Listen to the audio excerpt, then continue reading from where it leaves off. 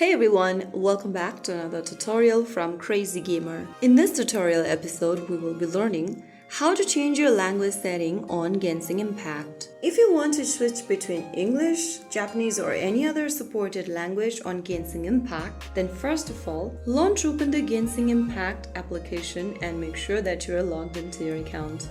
Once you're inside the game, go ahead and tap on the Paimon icon at the top left corner, and here you will see several other menus from where you need to tap on the gear button.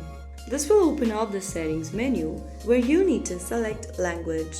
Under languages, you can select and change your game language or voiceover language. To change the display language in the game, tap on game language. Choose a different language option from the list, and once done, you will be able to change the display language right away. Now, if you want to change the voiceover language, click on the voiceover language option and select the language of your choice. It will require you to download the voiceover files, which will take several GB space. Tap on confirm, and you will then be able to download the voiceover pack. After you do that, you can easily change the language setting for both display and voiceover on Genshin Impact. If you found the video helpful, don't forget to like, share and subscribe to the channel. I will be back again in the next video. Thank you for watching.